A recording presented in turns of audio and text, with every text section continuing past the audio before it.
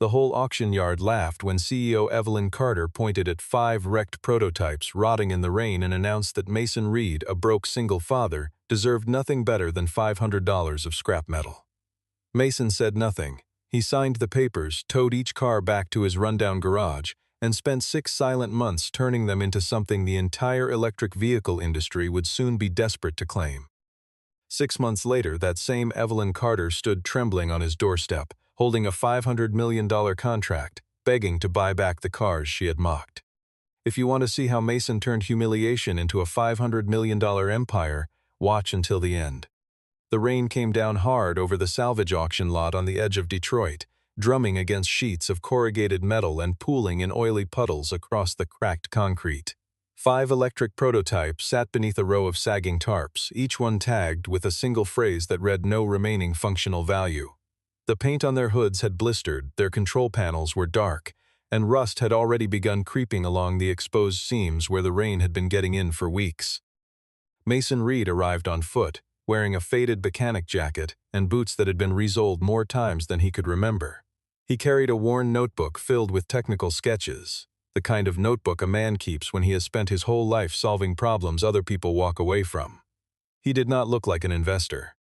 He did not look like anyone who belonged at a corporate liquidation sale. He looked, more than anything, like a man searching for spare parts he could still use. Evelyn Carter swept in a few minutes later, trailed by a small entourage of assistants, lawyers, and senior engineers from Carter Motors. She was there to quietly dispose of the wreckage from a failed internal program, a project that had drained tens of millions of dollars and now threatened to expose a deeper hole in the company's finances if anyone on the board looked too closely. The 5 vehicles being sold that morning were the abandoned remains of a solid-state battery initiative Carter Motors had buried 2 years earlier. From the outside, the cars looked beyond saving. Their frames were scorched and dented, their control systems unresponsive, their charging ports corroded shut. None of them could start. Grace Madison, who ran the auction yard, announced an opening price low enough to reflect what everyone assumed was true, that nobody in their right mind would want 5 dangerous, broken hulks of machinery rusting in the weather. Mason crouched beside the nearest one anyway, running his fingers along the faded chassis markings and the half-legible connector codes stamped into the battery housing. Something about the pattern caught his attention, a pattern he had seen before in fragments, never in one place at once. He realized, slowly, that these were not 5 separate failures. They were 5 pieces of a single experimental system that had been pulled apart before anyone finished testing it. Evelyn noticed him lingering far longer than the other bidders, and something about his presence irritated her. In front of the gathered crowd, she remarked loudly that a single father who fixed cars on the side of the road had no business pretending to understand technology worth millions of dollars. A few people chuckled nervously.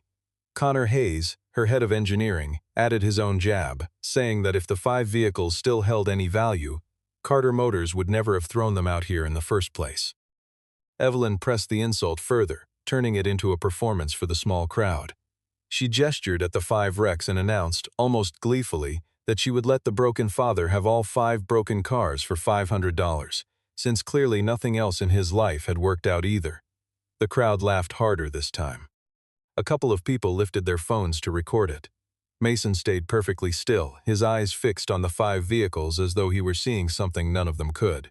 He placed exactly $500 on the table, nearly every dollar he had set aside for emergencies. Grace hesitated for a moment, glancing between Mason and Evelyn, then confirmed the sale. Evelyn laughed coldly and told him he had just bought himself a nightmare. Mason only answered quietly that people often throw away the very things they never had the patience to understand.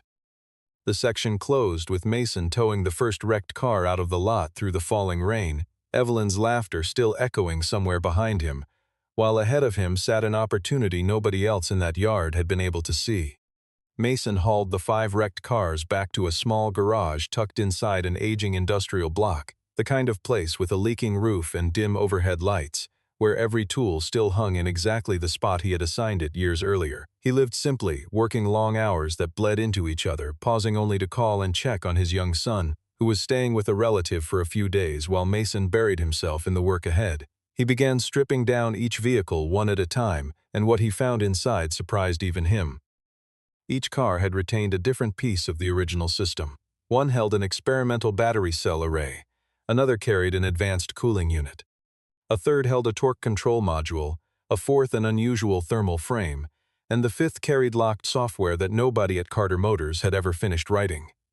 Carter Motors, without realizing it, had built a remarkably efficient architecture and then abandoned it the moment their engineers failed to solve a single thermal synchronization error.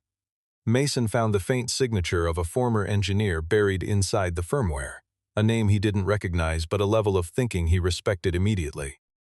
The deeper he dug, the clearer it became that the project hadn't failed because the idea was flawed. It had failed because someone pulled the funding before the team had time to finish what they started.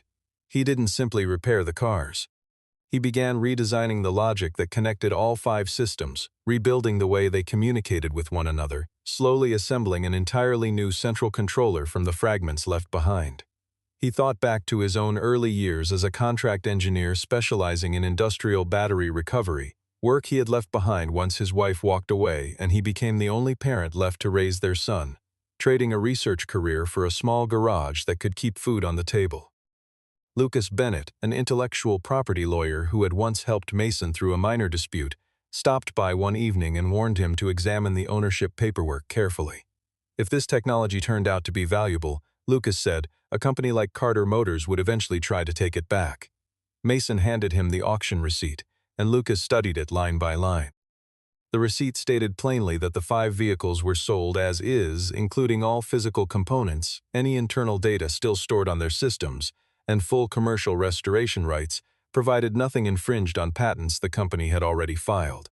Lucas realized immediately that Evelyn's team, eager to dump the liability quickly, had signed away far more than they understood. Mason decided to document everything from that point forward. He recorded each stage of the restoration, logged dates and times, saved every design change, and kept careful notes distinguishing the original architecture from the improvements he was creating himself. Some nights the work felt impossible.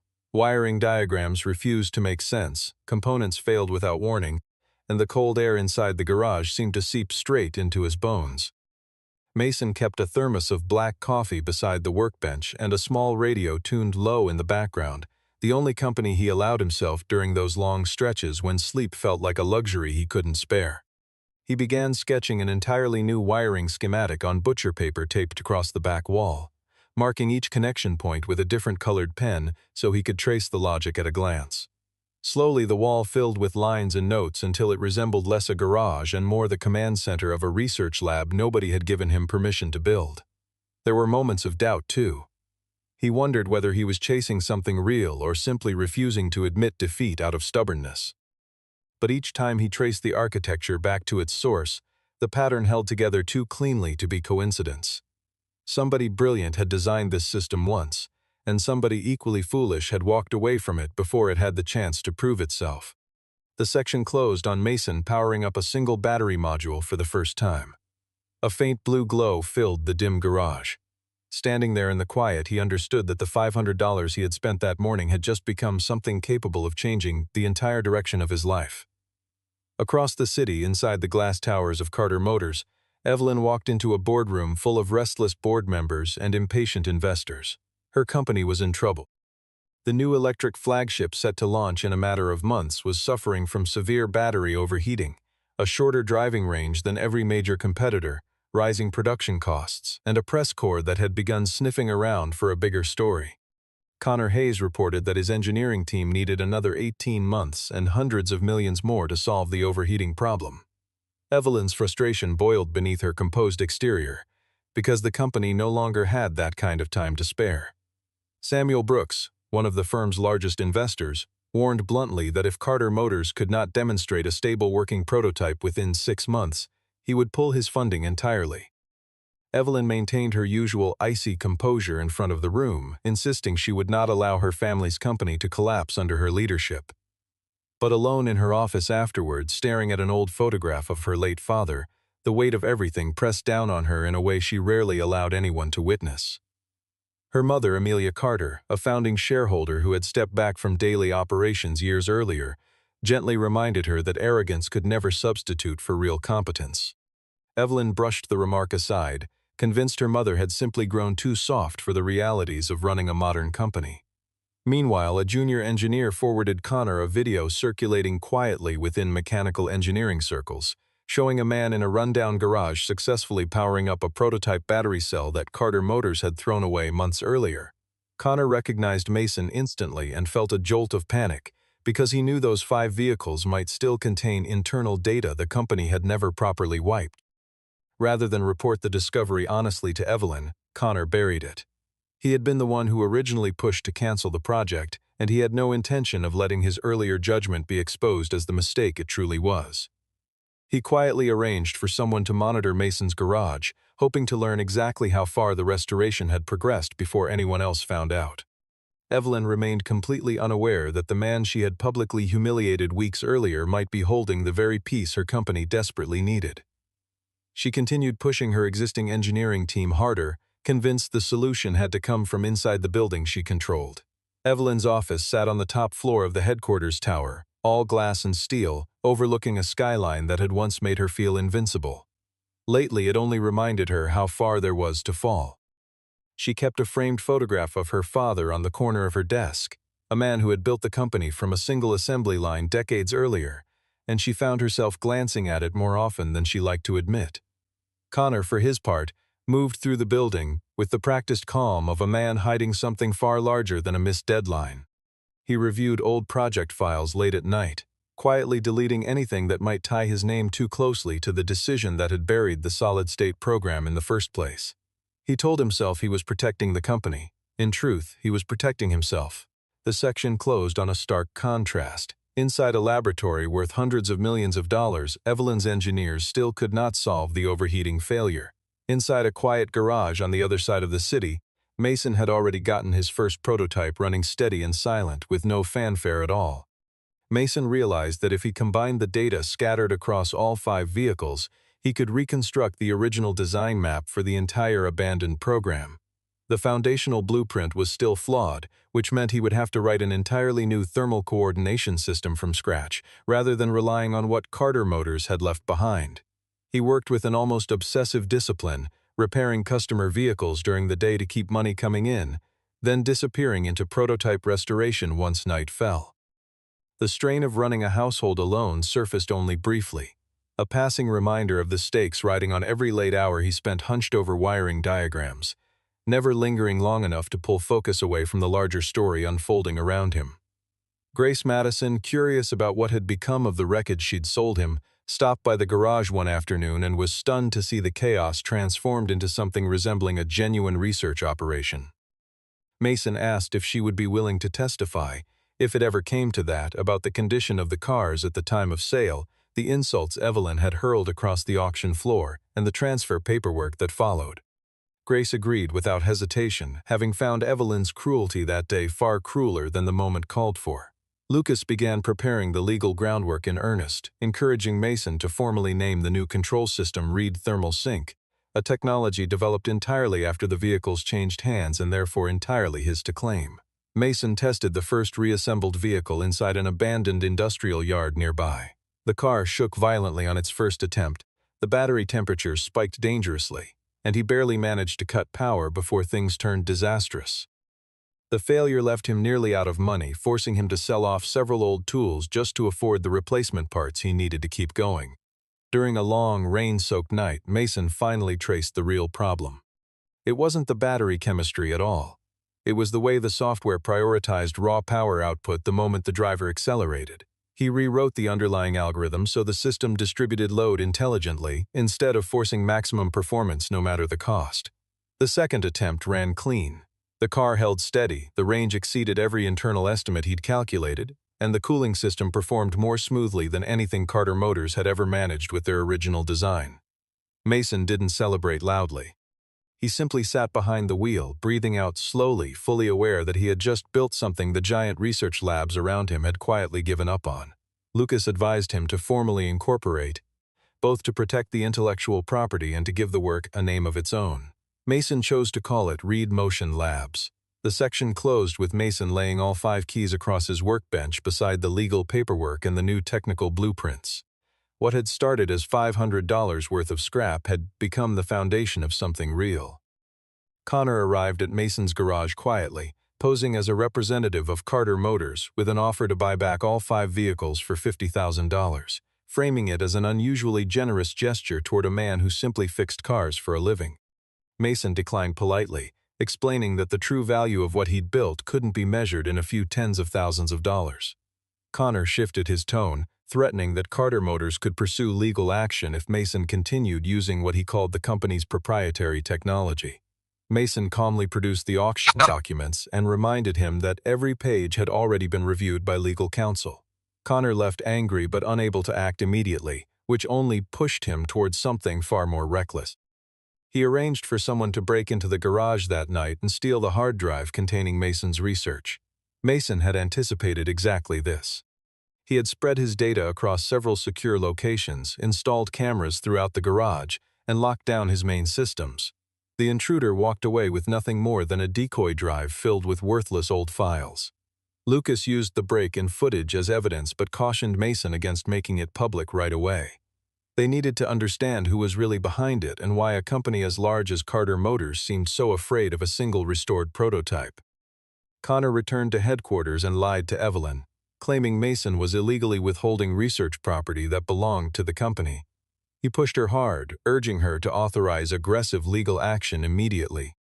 Evelyn, already under enormous pressure from the board, trusted him completely and instructed her legal team to send Mason a formal demand to cease all activity and surrender both the vehicles and the data inside them. Mason received the legal notice inside his garage and didn't panic. He understood this was the moment the story would finally be forced into the light. Grace warned him that Evelyn was an extremely powerful adversary, capable of crushing a small operation through media pressure and an army of lawyers if she chose to. Mason told her he wasn't fighting out of pride. He was fighting because of the work he had poured into those 5 vehicles, and because people like him were so often treated as though they had nothing worth listening to. In the days following the failed break-in, Mason changed his routine slightly, arriving earlier and leaving later, always glancing toward the street before unlocking the garage door. He didn't tell anyone how unsettled the intrusion had left him, not even Lucas. He simply doubled down on the work, treating every late night as proof that he refused to be frightened off something he had built with his own 2 hands. Connor grew increasingly desperate behind closed doors, pacing his office long after the rest of the building had emptied out, replaying every possible way the truth could surface, and trying to calculate how much longer he could keep Evelyn convinced that Mason was the villain in this story, rather than himself. The section closed with Mason signing his formal legal response, officially declaring Reed Motion Labs the rightful owner of every improvement made to the 5 vehicles he had purchased through a legal, unconditional sale. Evelyn invited Mason to Carter Motors headquarters, intending to pressure him into surrendering his technology cheaply before the story could spread any further. Mason walked into the gleaming corporate tower wearing a clean but well-worn mechanic jacket, drawing dismissive glances from employees who stood out sharply against the polished marble and glass surrounding them. Inside the boardroom, Evelyn sat at the head of the table, flanked by Connor and a row of corporate attorneys. She kept her tone cold, accusing Mason of building a reputation off property her own company had discarded. Mason calmly laid out the auction documents, the bill of sale, his restoration logs, and his company registration across the table in front of everyone. Evelyn reminded him that he had paid only $500. Mason answered that she was the one who had priced them as garbage in front of an entire crowd. Connor tried to twist the narrative, insisting Mason had simply repaired existing technology rather than created anything new. Mason requested permission to display a side-by-side comparison between Carter Motors' original failed system and the Reed thermal sink architecture he had written from scratch. The room fell quiet as engineers studied the heat distribution charts, the efficiency curves, and the torque response data on the screen, several of them realizing Mason had solved a problem their own team had failed to crack for years. Evelyn, still trying to hold her composure, asked Mason flatly how much he wanted. Mason offered no number. He told her the technology wasn't currently for sale. Evelyn took this as an insult, assuming he was simply driving up the price out of personal resentment. Mason clarified that he hadn't come there seeking revenge. He had come to prove that the 5 vehicles were never broken. They had simply ended up in the hands of people too arrogant to look closely enough to understand what they held. The remark struck a nerve. Furious, Evelyn ended the meeting and ordered her legal team to prepare litigation. But once Mason had left the building, Samuel Brooks pulled her aside and demanded an explanation for how a man working out of a garage had produced cleaner data than her own engineering department. A few of the younger engineers lingered near the doorway after the meeting ended, whispering among themselves about the comparison charts still glowing on the screen. One of them, a woman named Sarah Whitfield, who had spent 2 years on the failed thermal team, found herself staring at Mason's numbers with something close to admiration, wondering quietly why nobody inside the company had been given the freedom to chase the same solution. Samuel Brooks remained behind after the room cleared, studying the abandoned printouts Mason had left on the table. He had sat through dozens of pitch meetings over the years, and something about the quiet certainty in Mason's presentation struck him as entirely different from the polished overconfidence he usually encountered from Carter Motors' own staff. The section closed with Evelyn watching through the glass wall as Mason walked out of the building. And for the first time, the look in her eyes carried something other than pure contempt. It carried the early traces of fear. Mason decided he would not let Carter Motors control how this story was told. He organized a quiet demonstration on an old industrial test track, inviting a handful of independent investors, freelance engineers, and Lucas to serve as his legal witness. Samuel Brooks attended secretly, telling no one at Carter Motors, determined to see for himself whether the rumors surrounding Mason were real or simply exaggerated noise. Mason brought out one of the 5 restored vehicles. The exterior still carried faint scars from its past, but everything underneath had been rebuilt from the ground up. Before the test began, Mason spoke briefly, explaining that he didn't have a laboratory worth hundreds of millions of dollars. All he had was 5 discarded cars, 6 exhausting months, and a simple question that wouldn't leave him alone: what if this had never actually been broken? The car ran its first lap without issue. The second lap pushed harder acceleration. By the third lap, the Berthforzer surpassed everything Carter Motors had ever published about their own abandoned program. Independent engineers checked the battery temperature, the energy consumption, and the responsiveness of the controls, stunned to discover not only that the system worked, but that it carried genuine commercial potential, particularly for long-range commercial vehicles. Samuel recognized immediately that this could be the foundation the entire high-performance electric sector had been searching for. Word began leaking outside the small circle almost instantly. A few technology outlets picked up the story, describing a garage mechanic in Detroit who had revived 5 abandoned electric prototypes everyone assumed were worthless. Evelyn read the headlines from her office and felt her anger spike, furious that her own company was now being mentioned alongside someone else's success story.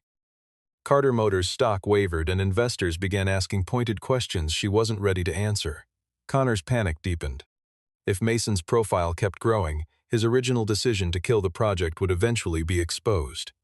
He pushed Evelyn toward an aggressive media counterattack, insisting Mason was stealing credit that rightfully belonged to Carter Motors. Evelyn appeared on televisions declaring that Carter Motors would protect its interests fully.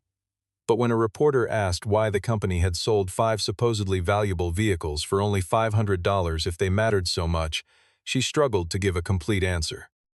The section closed with Mason watching the interview alone in his garage, feeling no satisfaction in her discomfort, only a quiet understanding that he was no longer facing one arrogant executive, but an entire corporation now backed into a corner. Lucas dug deeper into the project's history and discovered that the original solid-state battery program had been quietly funded in its early stages by Amelia Carter, long before Evelyn took control of the company. Amelia sought Mason out herself after watching footage of the test drive, not to threaten him but to understand exactly how he had solved the problem her own engineers once abandoned. Mason explained the fix in simple terms. Amelia realized he had accomplished something the company's younger leadership hadn't shown the patience to finish. She told him plainly that the 5 vehicles were never supposed to be liquidated. They had been classified as protected research assets, but Connor had pushed hard for their disposal in order to bury a failure he didn't want traced back to him. Mason now understood that Connor's motives went beyond arrogance. He had killed a potentially successful program purely to protect his own position. When Evelyn learned that her mother had met privately with Mason, she grew furious, accusing Amelia of betraying the company. Amelia confronted her directly, telling Evelyn that her real problem wasn't Mason at all. Her real problem was that she trusted people who simply told her what she wanted to hear. Evelyn began to suspect Connor but still refused to fully accept the truth, ordering an internal audit of the cancelled project instead. Connor attempted to destroy the original records, but Lucas had already secured copies through the auction trail, along with a sworn account from Grace confirming everything that had happened that rainy morning.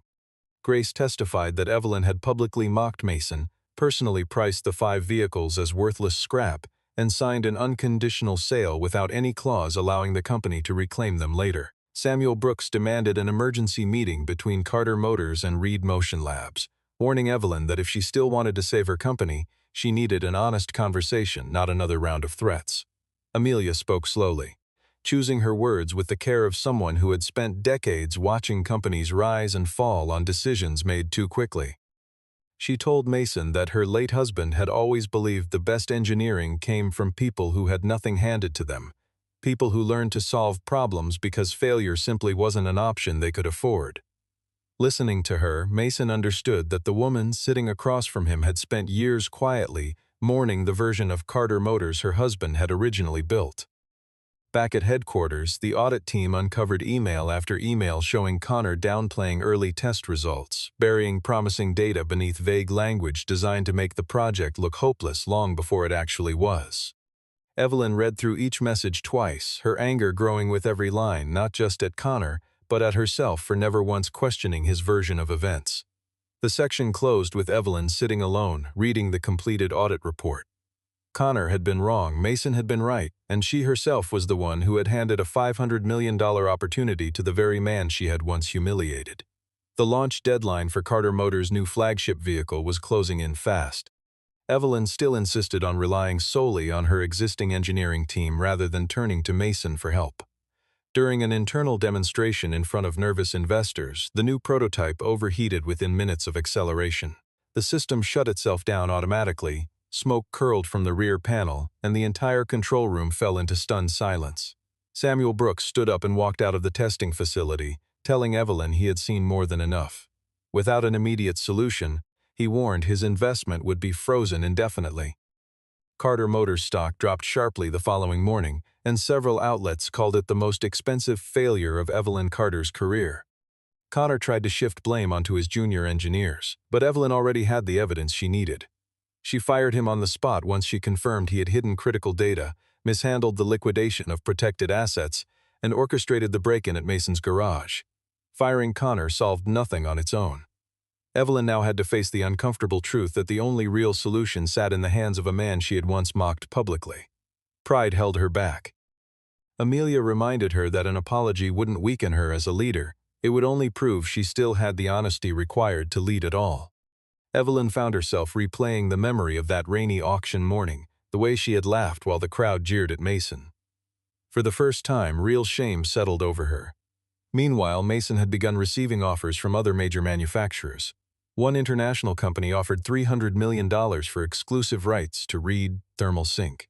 Lucas urged him to weigh his options carefully. Selling to a competitor could make him wealthy immediately. Partnering with Carter Motors could save thousands of Detroit jobs, but would mean working closely with the very woman who had humiliated him. Mason refused to let resentment guide his decision.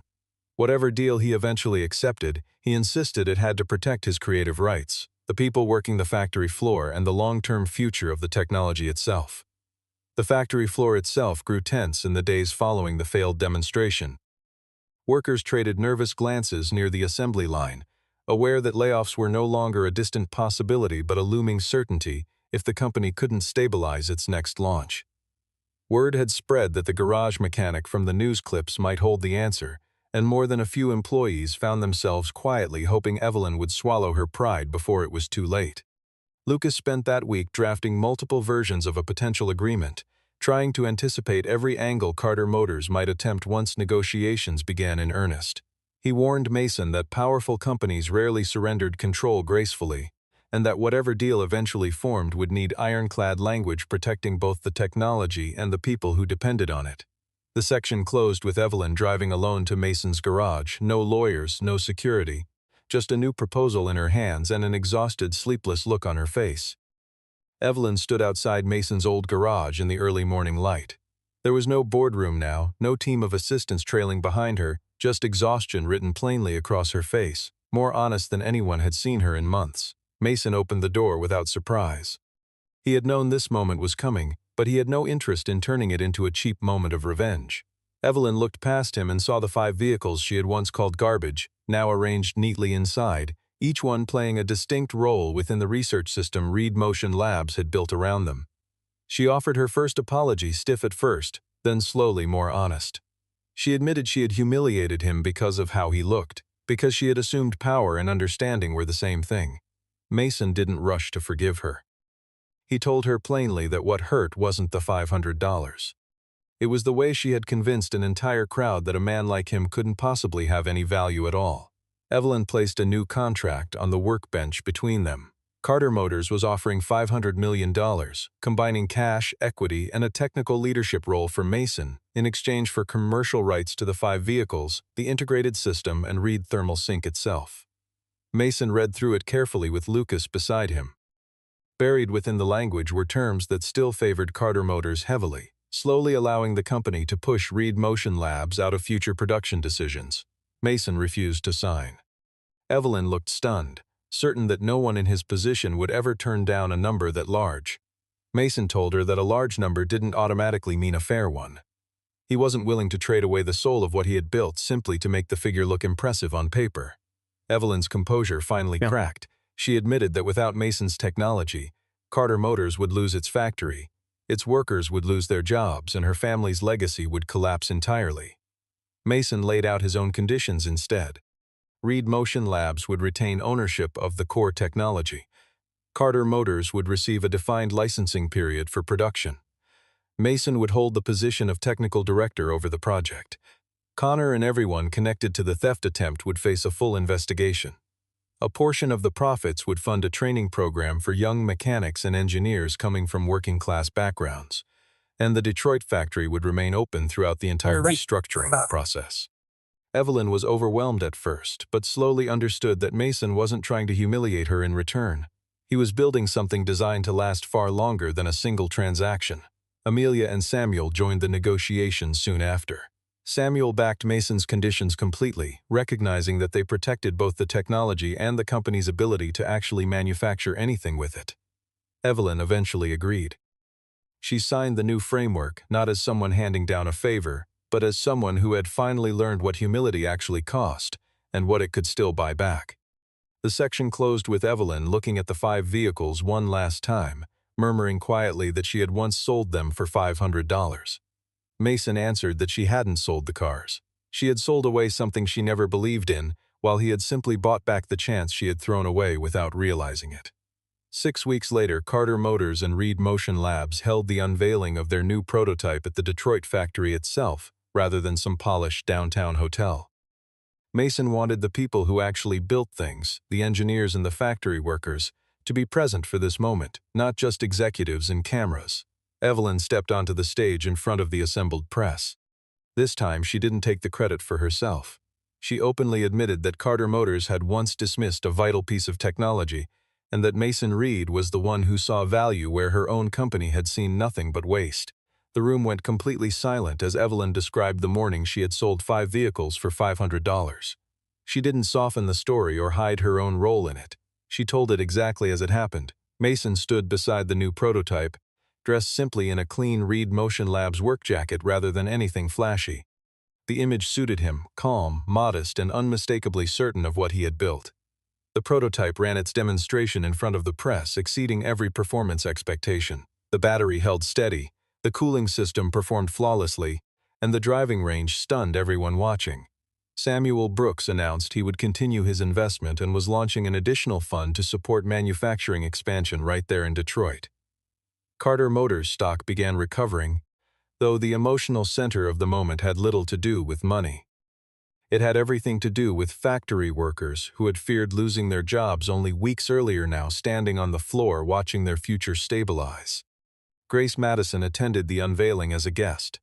Watching Mason on stage, she remembered the rainy morning he had stood quietly while an entire crowd laughed at him. Connor faced a full investigation and the legal consequences that followed. There was no need to dwell on the details. It was enough to know that accountability had finally caught up with him. Evelyn met privately with Mason after the event ended. She told him she used to believe leadership meant standing above everyone else. Now she understood that real leadership sometimes meant knowing when to stand beside someone better than you. Mason didn't grow cold or arrogant in his success. He simply told her that going forward, the company needed to listen to people on the factory floor just as closely as the people sitting in boardrooms. Reporters in the crowd scribbled notes furiously, several of them exchanging surprised glances at how openly Evelyn admitted fault. It was a different posture than the woman they had covered for years, the same executive who once dismissed every hard question with a polished deflection. This time she stood still and let the discomfort show on her face without flinching away from it. Backstage, Amelia watched her daughter with quiet pride, recognizing in that moment the kind of leadership she had always hoped Evelyn would eventually grow into, the kind built on honesty rather than control. The section closed with the 5 original vehicles placed in a corner of the factory as a quiet symbol, left intentionally unpolished, a few dents still visible, a reminder to everyone walking past that real value sometimes hides beneath a layer of rust. Months later, Reed Motion Labs had grown into an independent research center, partnering with manufacturing plants across the region. Mason never left Detroit, never forgot the garage that started everything, and never lost the simple, grounded nature that defined him long before any of this began. Carter Motors recovered through a new vehicle line built on Mason's licensed technology. Evelyn changed the way she led, setting aside much of her old arrogance, choosing instead to spend more time directly with engineers and factory workers rather than isolating herself inside executive meetings. Mason used part of his earnings to open a mechanical training academy for working people hoping to break into the electric vehicle industry. It was his way of turning a personal victory into an opportunity that could ripple outward into the community around him.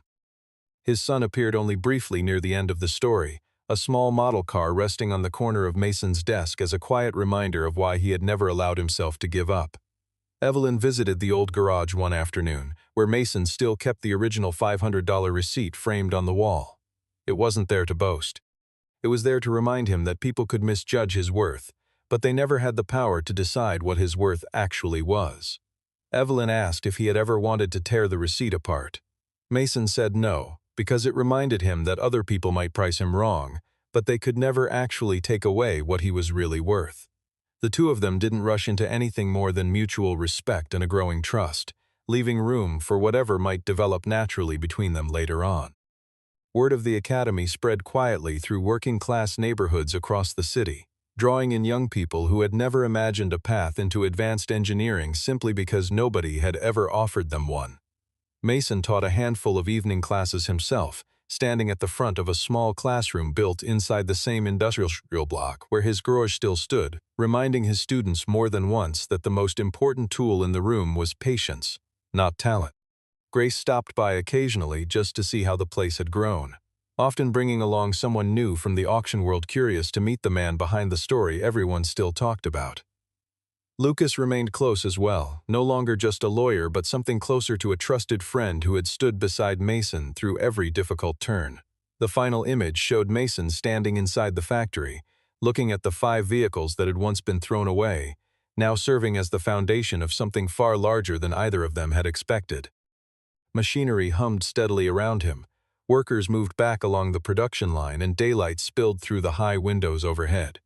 Evelyn had once believed she sold Mason 5 broken cars.